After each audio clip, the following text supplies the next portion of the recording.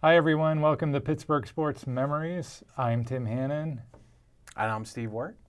And this is the podcast where each episode we deep dive into a different moment or era in Pittsburgh sports lore. And in this episode, we're going to talk about the 1980s and specifically the 1980s Steelers.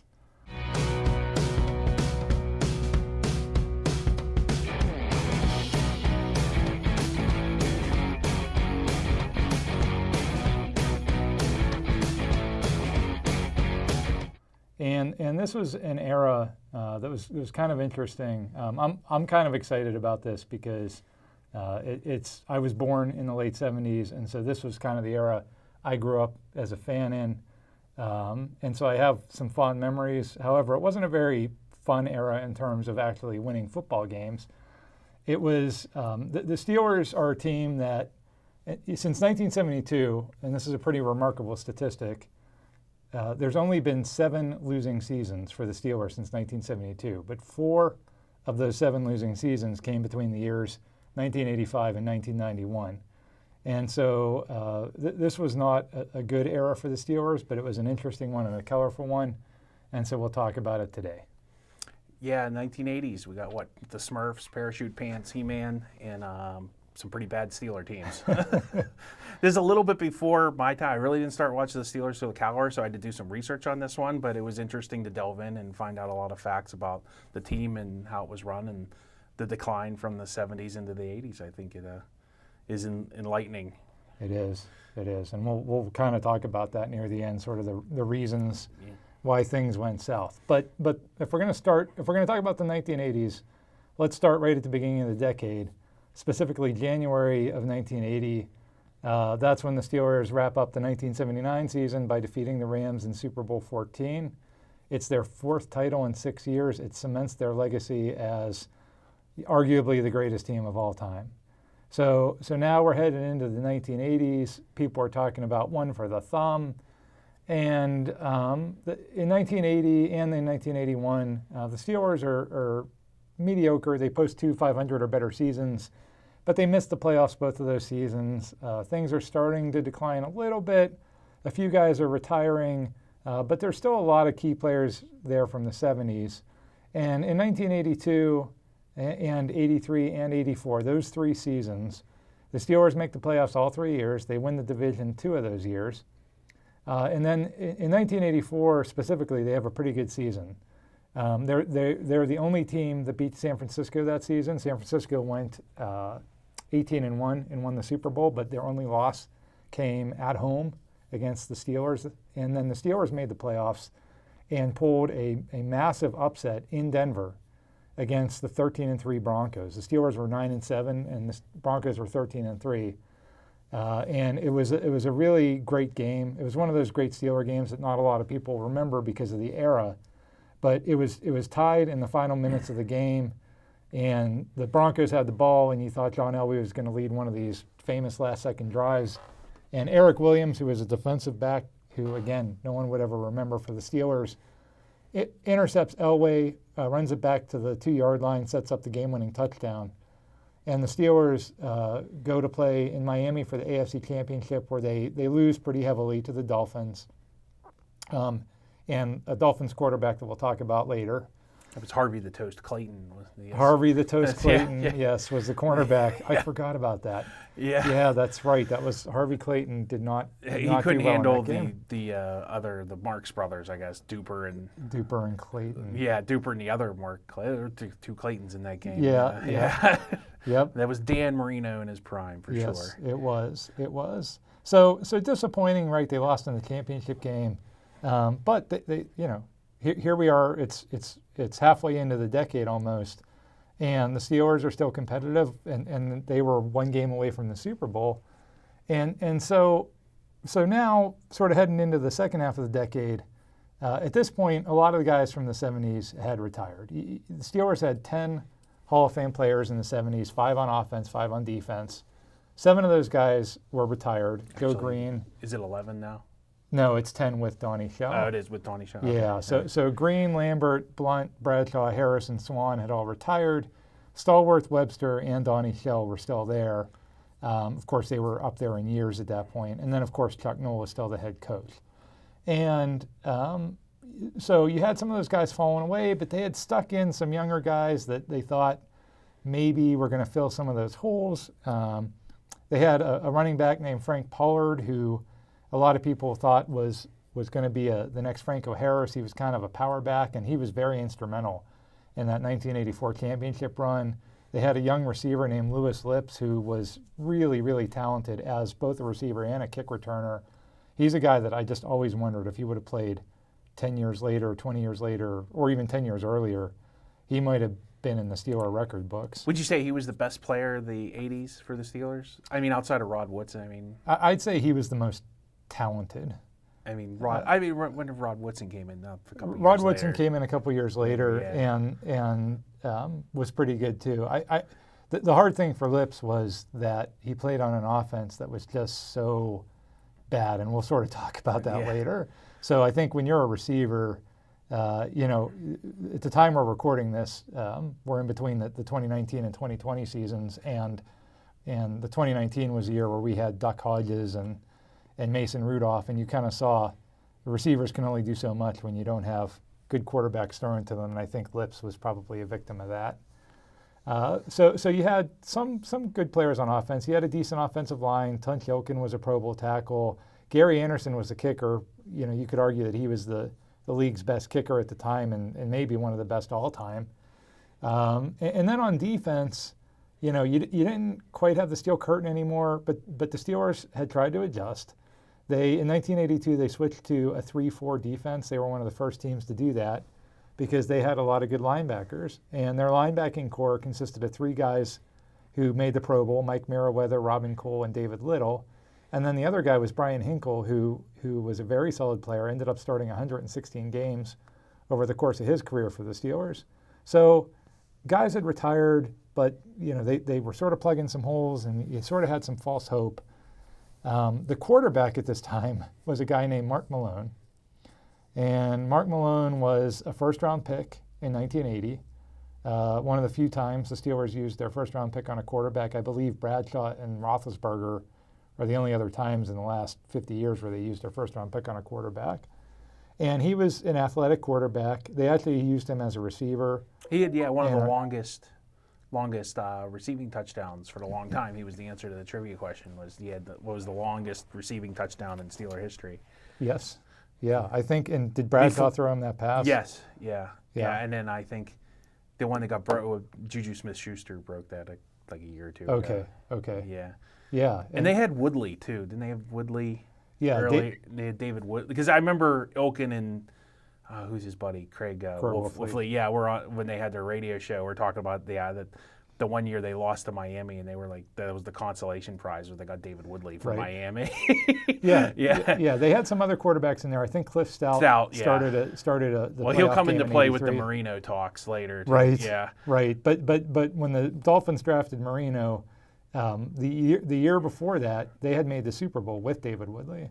Yeah. And so that was another guy that you thought, oh, well, he was a Super Bowl quarterback, and he didn't pan out either. But Mark Malone, no one was ever really able to wrestle that job from him until later in the decade, and he wasn't very good, and we'll sort of talk about that later. So now we're heading into that 85 season, and this is where things really start to go south and stay south for the better part of 8 seasons. So let's just run through these seasons. 1985, they finished 7-9. They don't make the playoffs. 1986, 6-10, don't make the playoffs. 1987, they actually finished 8-7. The reason it was 8-7 is because that was the year that there was a strike.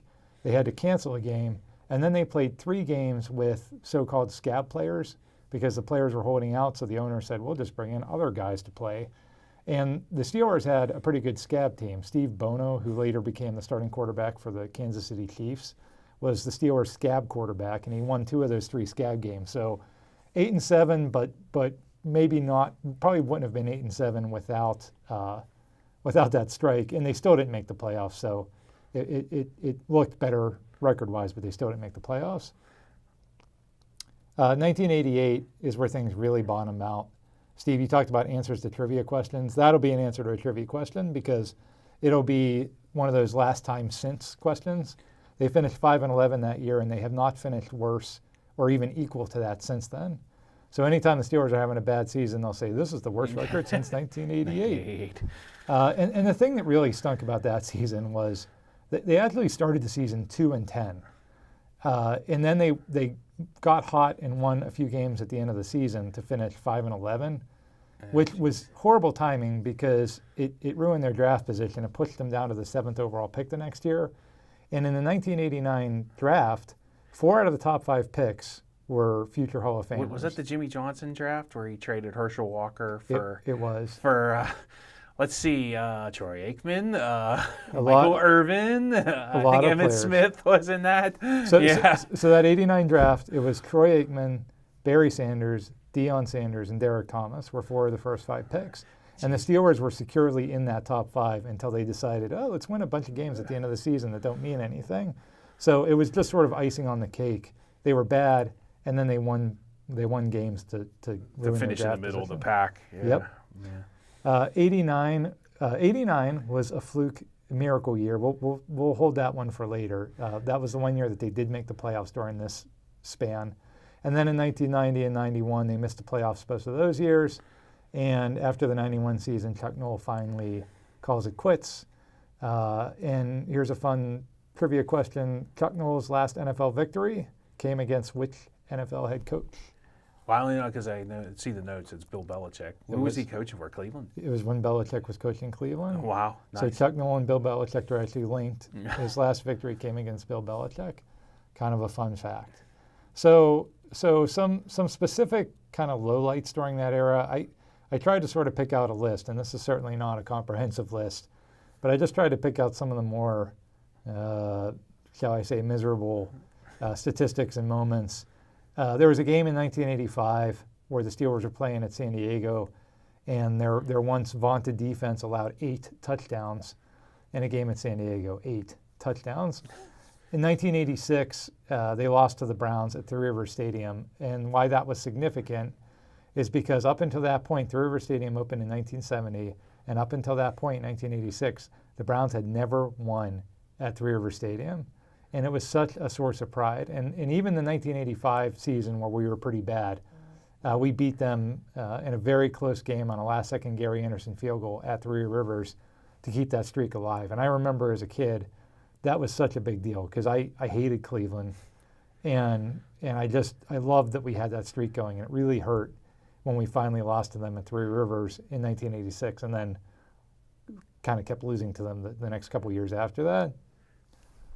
There was also a game in 1986 where we lost to Kansas City, and in that game, the Chiefs scored all 24 of their points on special teams. So not only did we have a bad offense and a bad defense, but we had a bad special teams. Wow, that's pretty impressive. Very impressive. Like the block punts and kick return. Kick returns. I believe one was a block punt. I believe one was a kick return. I think one might have been a block field goal. Wow. Pretty amazing to lose when your defense gives up 0 points and you lose by 24 to whatever. 1987, like we said, that was a strike season. Mark Malone that year completed a paltry 46% of his passes. And that was it for his Steelers career. He was replaced the next season by one Walter Andrew Brister III, better known to Steelers fans as Bubby, the Bubster. And the Bubster did not fare a whole lot better than Mark Malone. Well, in Bubby's defense, he did end up winning a couple Super Bowls as a backup. He was like a competent NFL backup. He was a competent NFL backup, not so good as the Steelers starter. 1988, we talked about that terrible year. The Steelers punter that year was a guy named Harry Newsome, and he set an NFL record that still stands today, and I don't think will ever be broken, with 6 blocked punts. Is that 3-step? Yes. There's probably a reason for that. There's debate. So some people said Harry took too long to punt the ball. Other people said it was an outcome of Noll not caring about special teams. Supposedly Noll didn't even have the special teams practice until Saturday before the game. Regardless, 6 blocked punts. It's rare that you see 1 blocked punt in a season today, but 6 blocked punts. I don't think that record will ever be broken, especially now with today's special teams are so specialized. Yeah. You know, back then you still had the starters playing on special teams, so I don't think you'll ever see that broken. So kudos to Harry Newsome. He'll live forever for that dubious record. 1989, the Steelers opened the season with a 51-0 loss at home against Cleveland. It's still the worst loss in terms of point differential in franchise history. Even going back to the 40s and 50s. Yes. Wow. Yes. That's impressive. They've never been blown out as badly as they were blown out that day. Steve, I was there. Was it Bernie? Is it Bernie Kosar? It was Bernie Kosar against Bubby Brister. Oh, wow. And I was at that game, and it's just as painful as it sounds. You know, and the Steelers had not been very good the season before. So you kind of saw it coming. It wasn't shocking. But it's opening day. I think when you're going to opening day, there's always hope, right? Even if your team stinks, it's like, well, it's the first game of the season. Let's see what they look like. And we're playing at home, and we're playing Cleveland, who we all hate, and they just came in and destroyed us. And I think my dad and I left in the third quarter because it was already 45-0 or whatever at that point. So that was pretty ugly.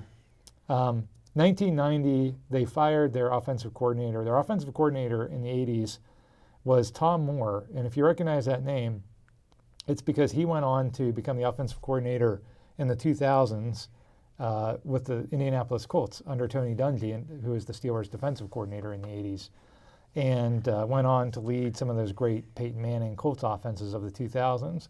But in 1990, the Steelers said, we don't need this loser, and they hired Joe Walton, who had been the coach of the Jets, as their offensive coordinator.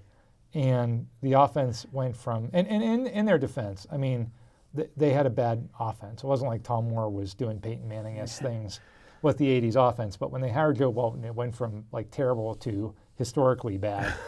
In 1990, the Steelers did not score an offensive touchdown until October 7th. Wow. I believe that was week 5. Jeez. And I remember that was like when all the jokes about like how do you keep the Steelers out of your house? You paint an end zone. I remember that joke. Yes. Yes. Yeah. I don't know if that's where it originated, but I remember. Like, whoever was the quarterback would be like, "Oh, he couldn't go home last night? Why? Oh, because somebody painted an end zone in front of his house." It's like, yeah. Exactly. Yeah. Exactly. Although Joe Walton did have success at Robert Morris when they started their football program. He had success with the Jets too. I mean, Yeah. when they hired him, it was like, oh, this guy. You know, he was he's supposed to be a good offensive mind. And like you said, he went to Robert Morris and built, because they didn't even have a football program. He built them from scratch, and they've won, I think they won playoff games under him. Yep. So Joe Walton's legacy is certainly not defined by that one season. However, it was pretty bad. Also that year, the Steelers played a game in San Francisco. Barry Foster was returning kicks at that point. He makes the all-time blooper reel I remember seeing this in the highlights. By watching a kickoff just sail over his head and might be around. a free kick there, Barry. Barry wasn't exactly a student of the game.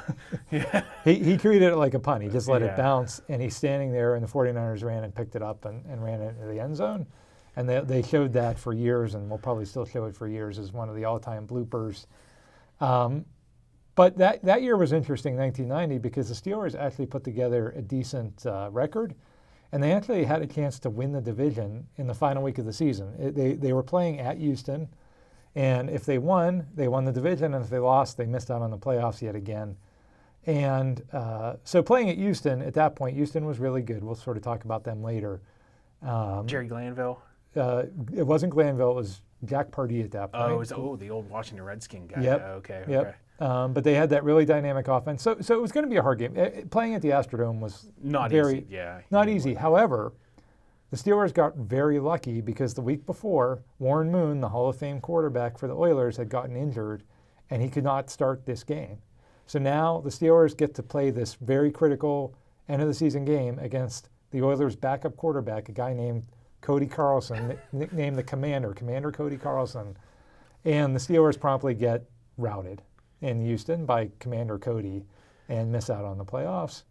And so that one was painful because just losing to the Oilers in general always stunk, but losing to their backup quarterback to knock us out of the playoffs hurt even more.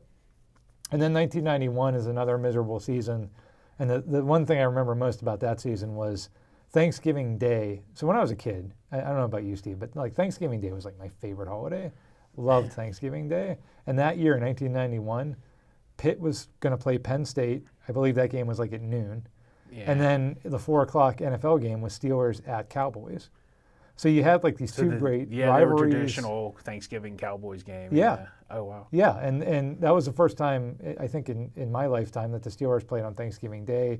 Pitt's playing Penn State earlier in the day. I mean, I'm just so excited about this. Is just going to be a whole day long of football and turkey and fun. And then Pitt lost to Penn State and the Steelers lost to Dallas, and I don't think either game was close. Probably not. Pitt was garbage back then. Yep, and so were the Steelers, and so and then after that again, Noel retired. And that was sort of the end of that era of misery. And like I said, that's not a comprehensive list, but that's just some of the lowlights of that time span. Well, let's switch gears. Maybe the highlights. It would be encouraging. Let's finish on a high note here. What good happened in all that sorrow and not very good football? So like I said, it was an era that I still kind of remember fondly at times. And certainly the big highlight was the aforementioned '89 season. So we talked about how that season started with the 51-0 loss to Cleveland at home. The second week they went out to Cincinnati and lost 42-10. So the first 2 weeks they lost 92-10. And you just thought this was going to be. I remember thinking we're going 0-16. Like how can we win a game this year when we got 92 points hung up on us in the first 2 weeks? But somehow, some way, they turn things around and they scrape 9 wins together. The offense is still putrid. It's Merrill Hodge to the left. It's Merrill Hodge to the left, maybe Merrill Hodge to the right, and they finished ranked dead last in the NFL. So they have the worst ranked offense in the league, but they still scraped together 9 wins. The offense that year got shut out 3 different times. If you can just imagine that, how bad they were. 3 different times they got shut out. Houston, Chicago, and that first game against Cleveland were all shutouts. Who was on defense for that team? That was, I think, the saving grace. You mentioned Rod Woodson. He was a key player in that defense. You had some other guys that were younger that were going to be. Was Greg Lloyd? Greg Lloyd was on that team. Carnell Lake was a rookie that year. You still had like David Little, Brian Hinkle. So you had some seeds in there of future success. You did, and so I think that's what kept things close. They head into the final day of the season, which is on Christmas Eve, and they're playing at Tampa Bay, and they have to win, and then they have to have like 8 different things happen. Like they have to, you know how those last game of the seasons they always do like the playoff scenarios. Evander, but yeah. Yes, and so it was like, okay, the Steelers have to win, but then the Colts have to beat the Raiders, and this has to do, whatever the other teams were. And amazingly, they all happened, and that was so exciting. That was I was on Christmas Eve, and I just remember like, oh my gosh, I'm going to get to see the Steelers in a playoff game. This is so exciting. And the playoff game, so the Steelers were a wild card, and they had to go to Houston to play at the Astrodome. We just talked about how hard it was to win at the Astrodome. Well, that was a big rivalry too. I mean, and like there were fights and everything, and that was the didn't know, was that year or the year before? It was 87. Yeah, Noel went up to Glanville after the game and like yelled at him. Yes. Like, because I guess Houston was taking so many cheap shots.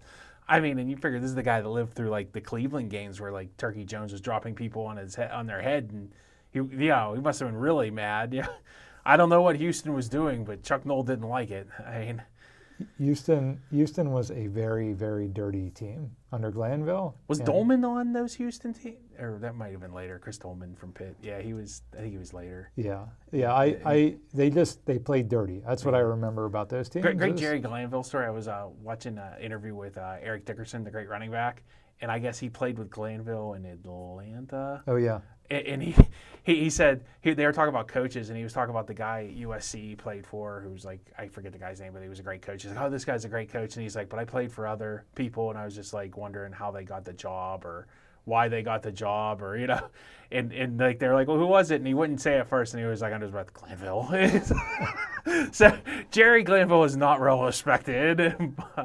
Maybe that's why he hasn't had a head coaching job since the late '80s. Yeah, he was unpopular with everybody, and he was definitely unpopular with Steeler fans. So that was a game that, again, the Steeler fans really wanted to win going to Houston, and they had beaten us at Three Rivers late in the season. I don't remember when in the season it was, but there was snow on the ground because there was a key play where the receiver, it looked like he stepped out of bounds, but you couldn't see the difference between the sidelines and the field because it was snow. Oh, wow. And that was a key play that ended up helping them win the game. And that was the reason that game ended up being at Houston instead of at Pittsburgh. And so the Steelers go down to Houston and keep it close. The game goes into overtime. And in overtime, Rod Woodson hits Lorenzo White, their running back. He fumbles. Woodson picks up the fumble. So he makes him fumble and recovers the fumble at like the Houston 40. The offense comes on the field, does nothing. So now Gary Anderson trots out. He has to kick a 51-yard field goal, and he nails it right down the middle. The Steelers pull off this massive upset. The camera cuts to Bubby's mom in the crowd. She's jumping up and down. And then I think it was the next day or maybe a couple days later, Houston fired Glanville, which just made it all that much better. Jerry Glanville. Yeah, we got Jerry Glanville fired, and it was just a great moment and maybe the greatest moment of that era. It was New Year's Eve, 1989, that game. But Bubby was always great for a quote too. Like I remember, like they were interviewing once in the locker room. Like they did, like he'd always do like Channel 4. One of them would do like, what the Steelers want for Christmas, and it'd be like, I won a Super Bowl, world peace, whatever, dogs to live forever. Bubby wanted the Swedish bikini team to come. Yeah, that sounds. That was the Bubster for you there. That sounds very Bubby. Yeah, and this season when they were actually winning, that was like entertaining and fun, and everybody, that's just Bubby being Bubby. I think. Yeah. I think when he started to stink, it was like.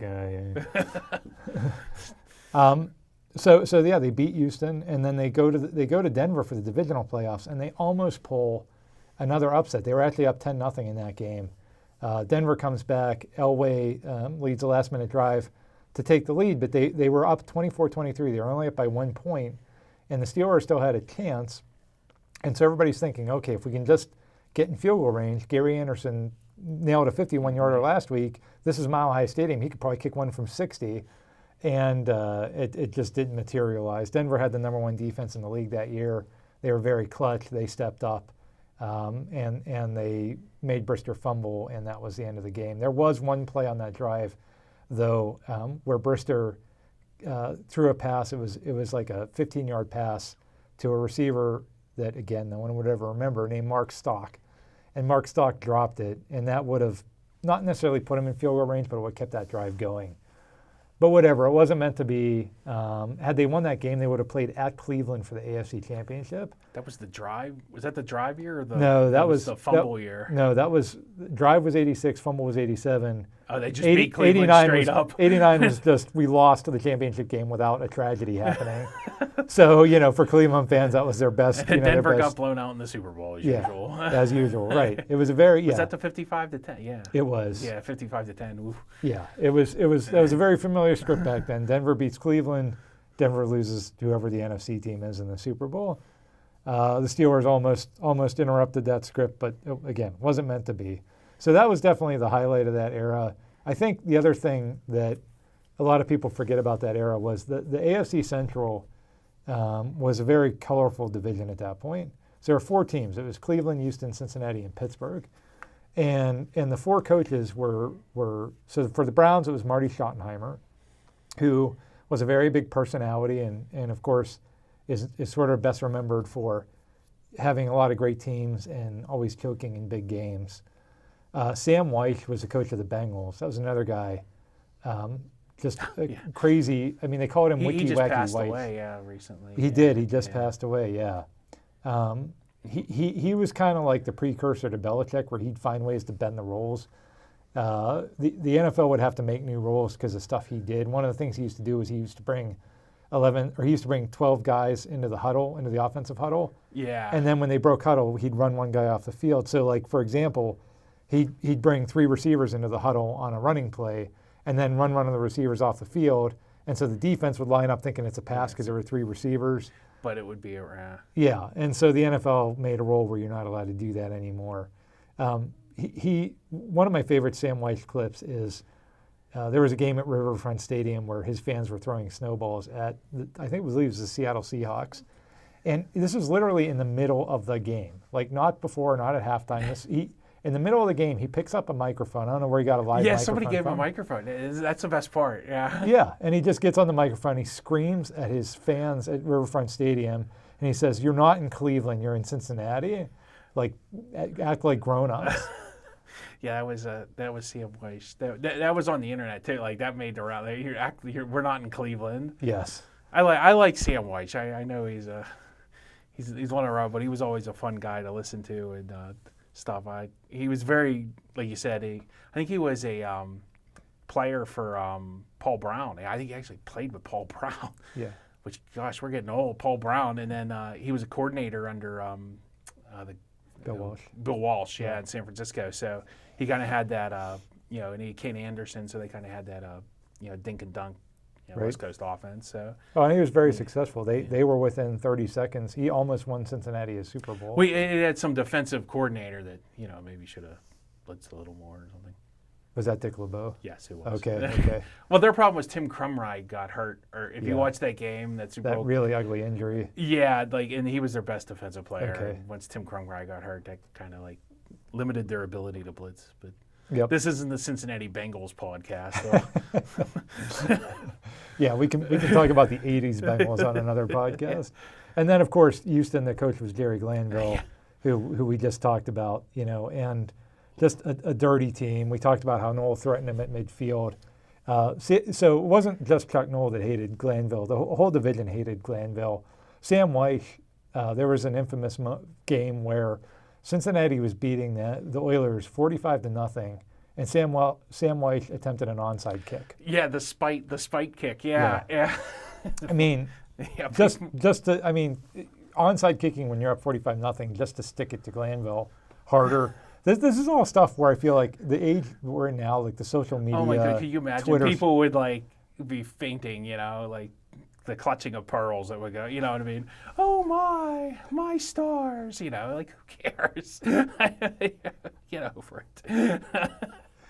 and so you had these big personalities, and then you had Noel, who was the old school, kind of even keeled guy who against these big personalities. I always thought that would make a good 30 for 30, like the 1980s AFC Central Division. It would be entertaining interesting. era. You wouldn't, there, like you said, there are a lot of characters in that division. There was. So that was sort of a fond memory. There were a lot of players too. We already talked about some of the good players that were played during that time that were never really big huge stars or big huge Steeler heroes because they played in that era. But there were some good players, and we had wide receivers with fun names like Weegie Thompson and Lou Lips. They're not booing, folks. They're looing, as the announcers always reminded us. And then we also kind of referenced how, there were some young players that were picked during that time that they really did set a base for when Cowher took over in '92. You had Rod Woodson was the first-round pick in '87. Greg Lloyd, Carnell Lake. Dermontti Dawson was a future Hall of Famer who was the second-round pick in '88. There's two Hall of Famers on that list. There's two Hall of Famers, drafted in the late '80s. So again, not an era where you thought we'd be drafting Hall of Famers if you look back on it, but we did.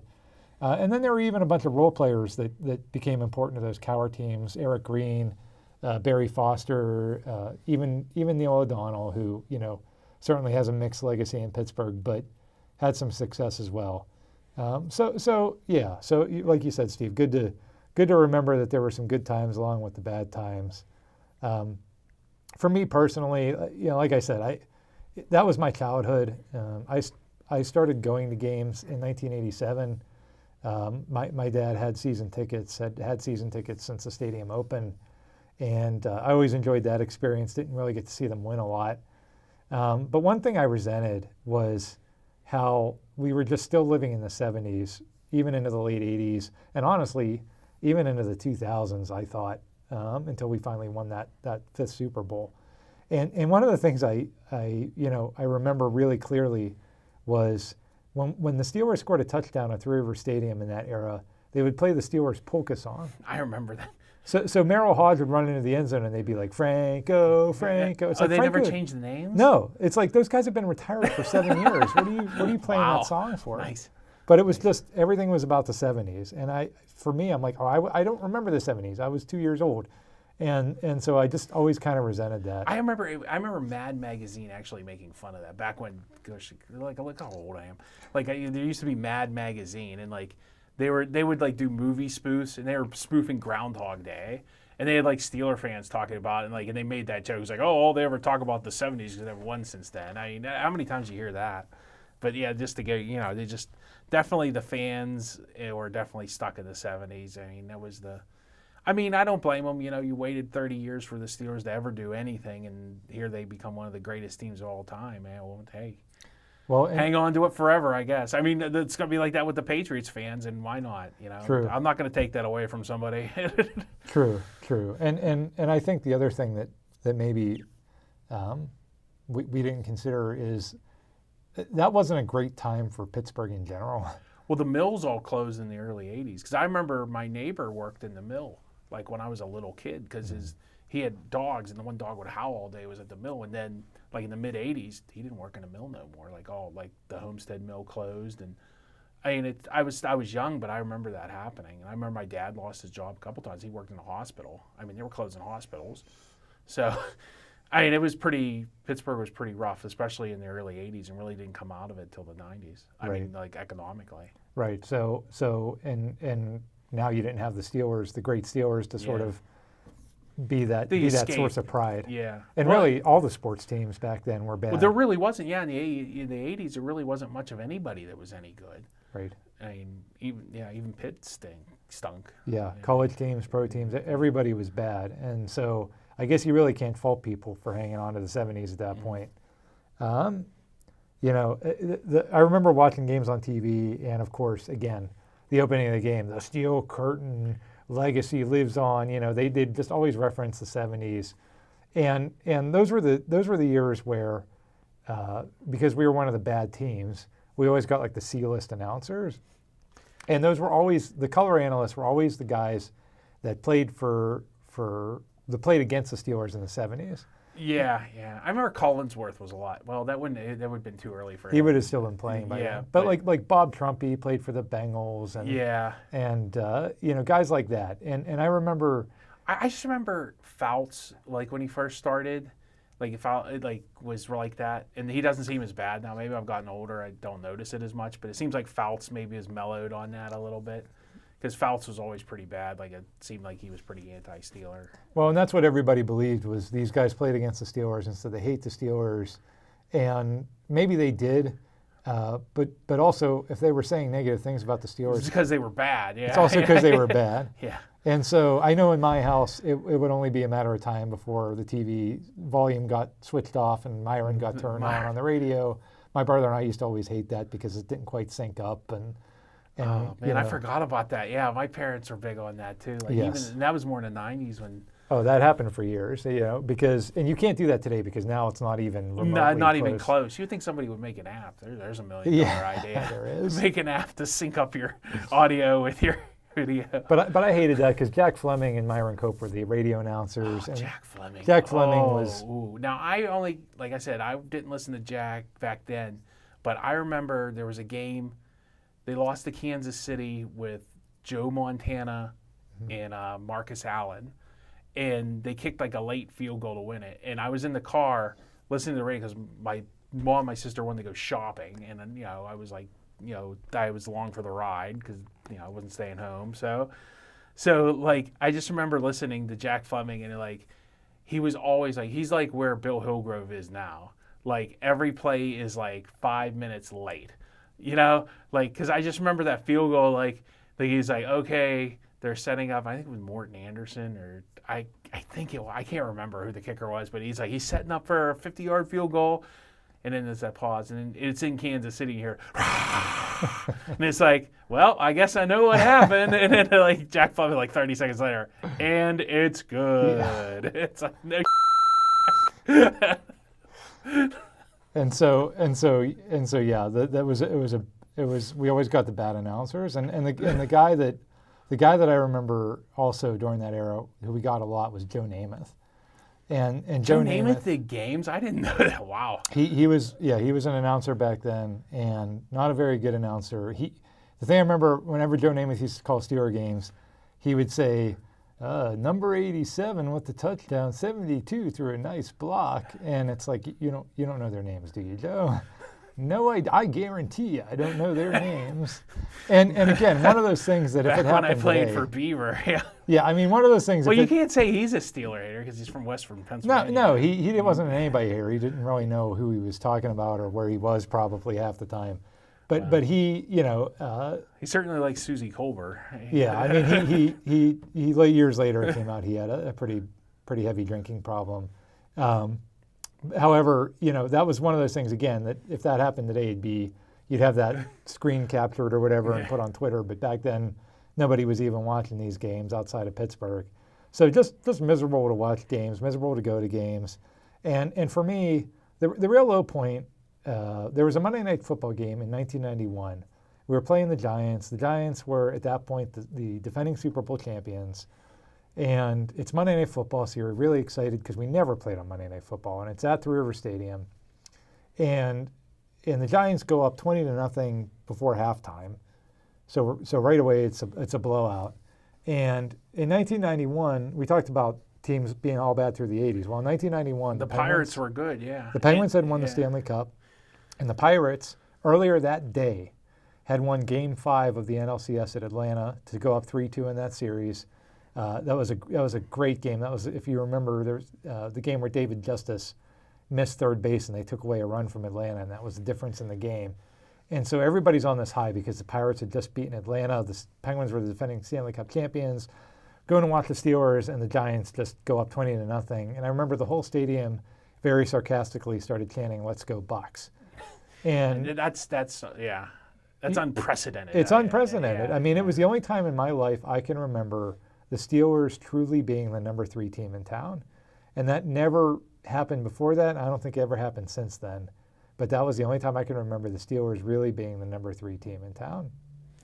Yeah, it's definitely a low point for that organization. I mean, it's considering all the Super Bowls and normally consistently good success. It was definitely a low point. Yeah. So let's get into, okay, we know they stunk. We talked about how they stunk and all the detail around that. But why? Like, what happened, right? What happened? Because you went from this amazing organization that had built this great, historically amazing team in the 70s to one of the worst, just one of the consistently worst teams in the league. So what happened between the 70s and the 80s to cause this downslide? And Steve, I know. Yeah, I did some research on this, and a guy who gets some credit, I think, locally, but I don't think he gets a lot nationally, and I'm sure people that are casual fans probably don't know his name. He's a gentleman named Bill Nunn.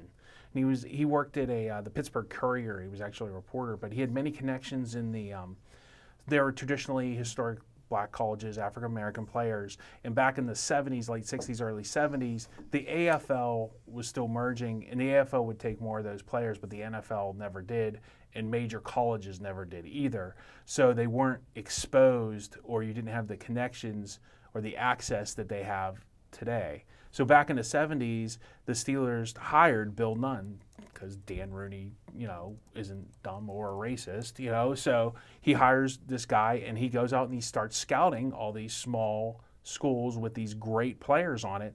And the Steelers basically get this great pipeline of, like we said, Ernie Holmes, Glenn Edwards, Donnie Shell, Elsie Greenwood, Mel Blount.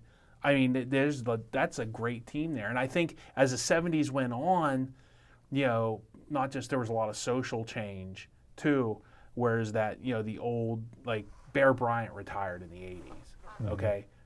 Not to be rude, but Alabama did not have an African-American player when Bear Bryant was coach, okay? They might have, but, let's face it, he wasn't going out recruiting, Right. And I think once he kind of left, and I know Paterno wasn't like that, but, some of that old guard left, the major colleges started to pick up on that. And that probably hurt some of their pipeline, and Bill Nunn lost some of the exclusive access that he had to those players in the previous years. And like I said, and also the bigger colleges started to recruit more of these players, and that definitely, I think it's tough when an organization, when you go from not having any success to success, and you look at, oh, here's the formula, but now the rules have kind of changed and society's changed, and it's tough to kind of switch to a different philosophy. Like Jerry Rice played at Mississippi Valley State, and now the 49ers have him. Whereas if Jerry Rice would have been in the 70s, he'd have been a Steeler. He'd have been a Steeler. But now the other NFL teams have kind of caught on to that, and now they're recruiting these small colleges. And even those small historical colleges are losing those players to the bigger schools even. So there was kind of a lot going on there with the recruiting and the drafting, and that's the main way the Steelers would built their team in the 70s, and that's what they wanted to do again in the 80s, was build it through the draft. And the draft had changed, and how you find players in the draft had changed. Plus, there were some other mistakes they made too. We can go through that too. Well, and so the key word, so they lose the edge of having like Joe Green went to North Texas State or whatever. Yeah, they lose that edge because now, like you said, everybody's caught up to them. They're not even the quarterback who didn't work out. Gillum was from a small. Okay, yeah. But he was really good too. He just had some other. Oh yeah. Well, he was their starting quarterback the first year that they won the Super Bowl. He was the opening day starter. So yeah, they had a lot of good. In an alternative universe, maybe somewhere he has 4 Super Bowls and Terry Bradshaw is singing country music somewhere. I don't know. Very true. Very true. So yeah, I mean, like you said, just emblematic of all the great talent that they had come through. And you said the key word there, the draft. This is still the era where there is no free agency in football. Right. They had Plan B free agency, but basically once the only way you could really build a team was through the draft. And I don't know if that's real different today. I mean, if you look at the Steelers teams of the 2000s where they won the 2 Super Bowls, a lot of those guys were homegrown, but you're also able to fill holes with free agents. And certainly the Steelers have done that. Other teams have done that. It's not like baseball where you can sign a bunch of free agents and necessarily win, but you can certainly fill gaps. And back in the 80s, you had to fill those gaps in the draft. And the Steelers a swing and a miss in the draft would cost you for more than just one season sometimes. Well, and so let's talk about the swings and misses. Let's just run through. I'm going to run through some of the first round picks. Certainly, the first round a draft does not make. But even today, the first round pick is really the most important one, obviously. And it's where you really, most of the time, can find your big time contributors. So we already talked about Malone was the first round pick in 1980. 1981, Keith Gary was the first round pick, 17th overall. He was defensive end. He didn't even play for the Steelers for his first 2 years. He went and played in Canada. And then when he did play for the Steelers, his only sort of memorable, quote unquote, memorable moment was he literally ripped the face mask off of Kenny Anderson, the quarterback for the Bengals, in a really violent play that almost paralyzed Kenny Anderson. He lost feeling in his legs for a while. And so that's Keith Gary's contribution to pro football. Nice. 82, the 12th overall pick, they draft Walter Abercrombie, a running back. He wasn't very good. I think was he the one that was hurt, or was that? Yeah, he had some bad luck. He got hurt his senior year, I think. And they said he was okay, but he was never great. So another example of maybe some draft missing. A guy came in with an injury, but you picked him 12th overall anyway. 1983. A lot of Steeler fans will remember 1983 specifically because that was the year of the quarterback. And the Steelers had the 21st overall pick, and Pitt/Central Catholic quarterback Dan Marino was still on the board. The Steelers went with Gabe Rivera. We'll talk about Marino a little bit later. Gabe Rivera was a defensive tackle, and Noel wanted to build he wanted Joe Green again. He built a whole defense around Joe Green, who was a defensive tackle, and I think Noel thought that Rivera was going to be that guy for the new era. I don't even know if he wouldn't have gone. I mean, he got in a car accident and never played a down of football. He played that was midway through the season. He actually played the first. Oh, he did play. Okay. I don't know how many games, 6 or 7 games, but he actually was pretty good. So he had already had something like 6 sacks. I mean, he had a good start to his career, and he was just a rookie. So at first, it looked like, boy, this guy's going to pay off. They called him Senior Sack. He went to, I think, New Mexico, and they called him Senior Sack. And yeah, very tragically, he had too much to drink and he got behind the wheel of a car and was paralyzed and never played again. So that may have worked out, but unfortunately, it didn't. 1985, they drafted another defensive tackle, Darrell Sims.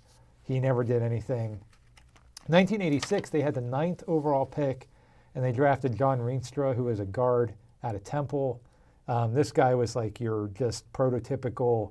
He was a collegiate champion power lifter. So he was just this mammoth guy with muscles, and you just thought, man, for an offensive lineman, he just looked like a specimen, and he was horrible.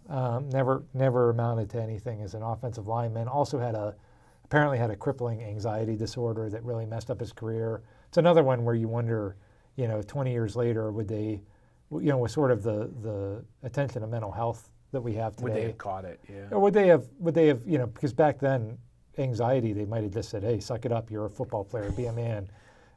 Would they have been able to treat something like that? Would he have had a different career? Regardless, he did not have a good career for the Steelers. 1988, their first round pick was a guy named Aaron Jones, who was a defensive end. Between 89 and 92, Aaron Jones started a grand total of 10 games and then was released. So that tells you everything you need to know about his Steeler career. 1989 was particularly painful. So in 1989, because they had that terrible 88 season, like I said, they played themselves out of the top 5, but they still had the 7th overall pick. And they drafted a running back out of Georgia named Tim Worley. And Tim Worley's nickname in the NFL was Whoops Worley because he couldn't hang on to the ball. He lost 16 fumbles over his 3 seasons with the Steelers. And then in 1992, he was suspended for the entire season due to a failed drug test. Isn't that the one that Merrill Hodge told that story about?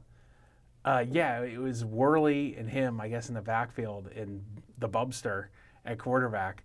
And I guess Worley's in the huddle, and Bubby has to tell him to play like 3 or 4 times. Mm-hmm. And so finally they line up, and Worley still doesn't know the play. And he's like, what's it on? What's it on? And he literally to the whole defense and everything, Bubby Bridger turns around and goes, it's on too. So, wow. A professional. Tim Worley was definitely a professional there. 7th overall pick in a draft that produced 4 Hall of Famers in the top 5, and they drafted Tim Worley. That hurt. To this day, that hurts. And then the other thing about that year, so not only did they have the 7th overall pick, but they had the 24th overall pick. One of the rare times ever that the Steelers had 2 first-round picks. This is because Mike Merriweather, who was, again, one of their only good players at the time, decided he wanted more money. Again, this was before the era of free agency. And he said, I want more money. The Steelers said no. And he said, fine, I'm not going to play. So he actually sat out the entire 88 season. And then the Steelers finally gave in and they traded him. Traded him to Minnesota. Steve, you mentioned the Herschel Walker thing. This was the era where Minnesota decided we're gonna go all in. We're gonna win now. We're gonna trade all of our draft picks, most of them to Dallas, but they had one left over for the Steelers for Mike Merriweather. Did not work out so well for Minnesota. Also didn't work out so well for the Steelers because with that pick, they drafted a tackle, Tom Ricketts, who wasn't very good. And the thing that hurt about that not only was, we basically traded Mike Merriweather for an offensive lineman that stunk. Tom Ricketts went to Pitt. And I remember every year going back to Dan Marino, because I loved Pitt, and I always wanted them to draft Pitt players, and they never drafted Pitt players. Except for the terrible ones, yeah. Yeah, so now so now they draft Tom Ricketts, he stinks, and I'm like, now they're never going to draft a Pitt player again. So that really hurt, having 2 first-round picks, and they were both monumental busts. And then 1991, maybe the worst draft pick in the history of the franchise. Linebacker, 15th overall, Huey Richardson. Huey Richardson lasted 1 season in the NFL, and that was it. Bill Cowher and Tom Donahoe, their first training camp, they told the story. They kind of looked at each other and they said, are we allowed to cut the first-round pick because he's not good at all? And they decided, I think we're allowed to do that. And they cut Huey. He was a first-round pick the year before, and they cut him the second training camp. That's how bad Huey Richardson was, and they drafted him 15th overall. That was Noel's last draft pick, fittingly so. So the first round was just horrific. And when you can't draft back then again, there was no other way to build your team back up. And those were all first round busts. Just a smattering of second round picks, just so that you don't think that that it was just the first round that was bad. Just some names for some second round picks during that era: Bob Coors, Anthony Washington, John Meyer was an offensive lineman who never actually played even one game for them. He was a second round pick. Wayne Capers, a wide receiver who, again, no one would ever remember. Chris Kolodiski. See, I can't even pronounce this guy's name. He was a tight end. I remember Delton Hall. I say, yeah. Delton Hall was in there. Yeah. He was not he was a defensive back. I remember he had a really good rookie season. I think he got like the Steelers. I think they gave that Rookie of the Year award. Yeah. I think he got that, and you thought, oh, this guy's pretty good, and then not so much. Mark Benning, Kenny Davidson was a defensive tackle that stunk. Jeff Graham was a wide receiver who... Jeff Graham actually had a Pro Bowl year with the Jets. Not with the Steelers. You know what, Jeff Graham, I really didn't like him at all when he played for the Steelers. I just remember against Houston, and I think this is when we had Tom Zach, and they were playing Buddy Ryan, and he had that stupid 46 defense, and all you had to do was beat it deep. And Jeff Graham's wide open, and he drops everything. Jeff Graham... It was ugly. And then, that was the game, too. Tom Zach got beat up, because, one of the Houston players beat up Mike Tom Zach after one of the passes that Jeff Graham dropped. Jeff Graham had arguably the worst season that I've ever seen a player have. That was that Buddy Ryan year. That was a few years after this. Yeah. That was '93. But he dropped when Jeff Graham got released by the Steelers, mercifully. KDKA News ran a retrospective, just interspersing together dozens of clips where Jeff Graham dropped passes. So that was Jeff Graham's career with the Steelers. So I won't go into third or fourth or fifth round picks, but needless to say, those weren't very good either. So the draft was just a mess. And, Steve, you had mentioned something about Dick Haley and Art Rooney Jr. had a strategy that they thought they could take into the draft. Yeah, they thought that if they could replace 3 solid players every year in the draft, that they could stay competitive and on top. And it obviously didn't work out because I think they just, for a lot of reasons, they lost their pipeline and their exclusivity over, the certain players that they were getting. And so now everybody's getting those players in a copycat league, and then they fail to adjust. And plus, you're drafting, you look at these, there are a few top 10 picks, but how many really are there? They're drafting, 15 to 30 every year. You're not going to get the best thing. And, did you want to get into, we'll get into the Dan Marino thing. What happened was Dan Marino was eligible in that 83 draft, and Dan Rooney, who stayed in his book, he got in a plan to trade. They were going to trade Woodley, I think, to the Dolphins for the Dolphins pick because they thought the Dolphins were going to take Marino. And so they would have been able to still get Gabe Rivera, I think, and they would have got Dan Marino. Well, the person who came up with this idea is a gentleman named John Clayton from, Mom, my segment, that guy. Yeah. So I can't see why Chuck Noll and Art Rooney Jr. maybe didn't take him seriously. So when Dan came in the room, and Dan's like the boss at this time, Chuck Noll and his brother are basically laugh him off after they took it seriously for a minute, and they were like, oh yeah, John Clayton. Yeah, whatever, we're not doing that. He was a writer for the Pittsburgh Press, I think, at the time. So he was still, well, obviously he had worked for local ESPN, guy, yeah. And honestly, and I'm not a big Chuck Noll fan, and maybe that's my father. My father never liked Chuck Noll. I think Chuck Noll's a very good coach, and I understand his personality. He's one of those. He's like a Belichick. He's all about winning, and get on with your life's work after you're done with football. And there is a wisdom in that because most people's football careers only last 3 or 4 years. It's very rare that a person has a 10, 15 year, even as a coach. So, there is a wisdom in that, and maybe, you don't like to hear that truth, but it always goes back to the Franco when Franco left.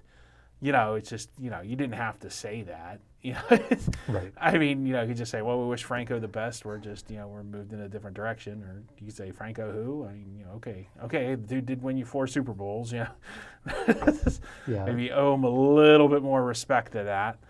But that's Chuck Noll for you. And you know what, Chuck? Your hubris got the better of you there because guess what? Don Shula has the all-time wins record, and you don't because you laughed because you didn't take John Clayton's advice. So good for you, buddy. Congratulations on that one. No, Noel was not warm and fuzzy. And the Dan Marino thing, the one thing, the only thing that you can sort of see from the Steelers' perspective is when that draft happened, Terry Bradshaw was still the starting quarterback. He had actually led them to the playoffs like 2 months earlier. And so, it's kind of like where we are now with Roethlisberger. It's like, how many more seasons is this guy going to play? Because he could play like 3 or 4 more years, and you're not going to draft a first-round quarterback, or he might be kind of done, and we need a first-round quarterback. Yeah. And so, at the time, Bradshaw only played 1 more game. He played 1 game in '83, and that was it. His career was actually over, but people didn't know it at that time. And he had off-season elbow surgery in Shreveport, Louisiana, which was a big, huge thing that the Steelers were upset about because I guess he didn't tell them. He just did it. Yeah, I think he did it secretly, and I think because he knew Chuck would cut him. Knowing Chuck Noll the way I mean, I don't blame. I kind of don't. I mean, it isn't right what Terry Bradshaw does, but I can understand why he would do it in secret. It's like, I'm not going to let that guy know that I'm hurt. Possibly, but I mean, they could have had the Steelers. They would have sent him to some. I no offense to whoever the surgeons are in Shreveport, Louisiana, but probably they would have sent him to some very renowned sports surgeon. More reputable. Reputable. And Bradshaw, even when he had that surgery, checked into the hospital under assumed name. And here's another fun fact, that the assumed name that he checked into the hospital under when he had that elbow surgery? No. Tom Brady. Tom Brady wasn't born yet, I don't think. Oh, he was born when he was a kid. Yeah. He was not. It's like, I'm going to name it after this kid in California who I don't know. That was a very just weird coincidence that was the name he checked in under. Anyway, so regardless of the reasons, they don't draft Marino. They have bad quarterbacks. They never really got a workhorse running back either. I mean, that was, if you talk about the 70s, right, it was stout defense. We talked about all the busts that they drafted on defense. It was a run first attack, and with at least decent quarterback, and I think they tried to make like Walter Abercrombie and Frank Pollard be the Rocky and Franco, and that never really worked out. And then the rest of the decade was just them sort of cycling through running back after running back. I remember when they signed a guy named Ernest Jackson. I think that was in '87. He had been a 1,000-yard rusher with the Chargers and then with the Eagles. But Buddy Ryan, who was coaching the Eagles at the time, cut him. And the Buddy Ryan quote was, "He can't run, he can't block, and he can't catch. Trade him for a six-pack. It doesn't even have to be cold." Buddy. So Buddy Ryan. But the Steelers picked him up, and he actually made the Pro Bowl for the Steelers his first season. And I remember we were all excited. We're like, oh, they gave up on that guy too quick. And then Ernest Jackson wasn't very good after that. Probably Merrill Hodge. We mentioned Merrill Hodge.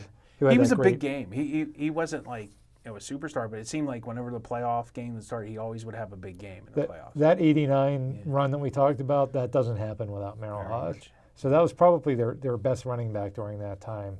And there was turmoil in the front office too. Dan had to fire his brother.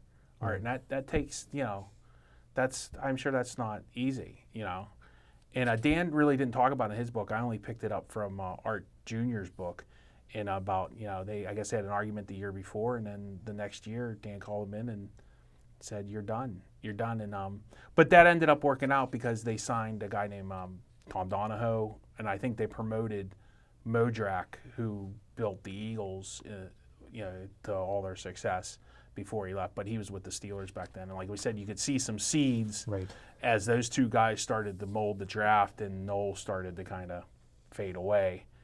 That there was, they were starting to turn the corner there. Yeah, they definitely planted some seeds. they were also up against really tough competition. We talked about the AFC Central having colorful characters. It also had really good teams.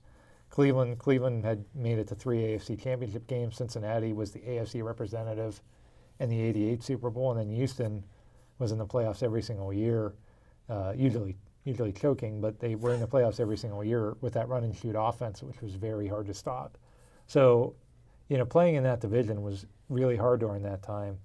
And then not drafting well, having that turmoil in the front office, not having a quarterback, everything just kind of caught up. And Chuck Noll was just, he went from sort of this godlike figure to maybe it's time for Chuck Noll to go on with his life's work, as Chuck Noll used to say. Very predictable play caller. I mean, it was like run, pass, punt, almost every series. The one thing about the offense specifically, he refused to use the shotgun. I mean, you talk about a staple of offenses today. Some teams line up only in the shotgun. He never used the shotgun until the very late part of the decade.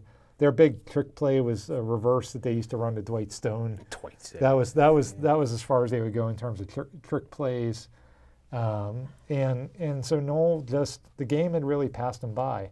Sports Illustrated had this famous cover during that time. It had Noll and Tom Landry on the cover, and the big bold letters were "under fire," because both of those guys were now leading teams that were bad, and it sort of seemed like the rest of the league had passed them. And I think that was true for both of those guys, certainly true for Chuck Noll. Yeah, it's a shame to see two old coaches that had a lot of success go out like that, but that's what happened. Especially Landry even had probably a rougher fall than Noll. I mean, Noll never. Well, Landry was forced out. At least Noll got to retire. Yeah. Who knows, of course, what was happening behind the scenes. But as far as any of us know, Noll was allowed to retire. Well, they changed ownership too. Right. That was when Jerry Jones came in. Yeah, but I mean, those old school coaches. You mentioned Shula. I mean, to his credit, he adapted whatever that meant for that era. He wasn't winning Super Bowls anymore, but he still fielded a competitive team. Well, he hung on to like you said, he passed the ball with Duper and Clayton, and they never really had a great defense. I think that was the downfall of the Dolphins was they had Marino, but they never built around them. Yeah. And Denver learned their lesson in the 90s was they built around Elway with a running game and a pretty good defense. Right. And so you had these coaches like Bill Walsh. I mean, those guys were the new NFL minds. And Chuck Noll was old school, and Chuck Noll was just – and again, Chuck Noll, his legacy is pretty cemented here. I mean, he was. I still think he has an influence on the game today. I mean, you look at the people that are out there that came from him. I mean, Tomlin, you could draw a line from Tomlin to Noll. I mean, Tomlin's probably more like Noll than Cowher. Well, and some of his assistants had pretty good success. John Fox was one of his assistants, and Dungy took two teams to the Super Bowl. Tony Dungy. So, again, great coach, but I think maybe just hung on a little too long. Had that one good season in '89. I think he was actually the coach of the year that year. And so I don't think he could relate to the player. Not that he ever was that kind of coach, but and he didn't want to deal with free agency. I remember that too. He just didn't want to, have some player that's making millions of dollars, and he felt like he had to play him now. And that was, I think Chuck Noll wasn't gonna deal with that. Like, could you imagine Chuck Noll coaching like some of the Odell Beckham or I mean, good gravy. That wouldn't work out. It would have been difficult, and that happens with coaches. I mean, that happened with Paul Brown in Cleveland. It's just different eras, different times, different. And you're right. That was the era where guys were going to be making millions of dollars. Guys were going to get to pick where they played. It wasn't just draft a guy and he plays for you forever, and you can cut him anytime you want. It was a different time. So that's kind of the end of that era. Like we said, kind of some fun things, but mostly a lot of losing. And it's really the only time in the last half century where the Steelers were really bad. I know people flip out today over 8-8, but 8-8's really not bad, and it's not consistent. The Steelers in this era were consistently a bad team, and that's the only time in the last 50 years where they've been one of those consistently bad teams. Bill Cowher was hired in 1992. Of course, things turn around at that point. And Dan, for this era, Dan Rooney learned his lesson. from the Dan Marino debacle, when 2003 happened and they had a chance to draft a quarterback.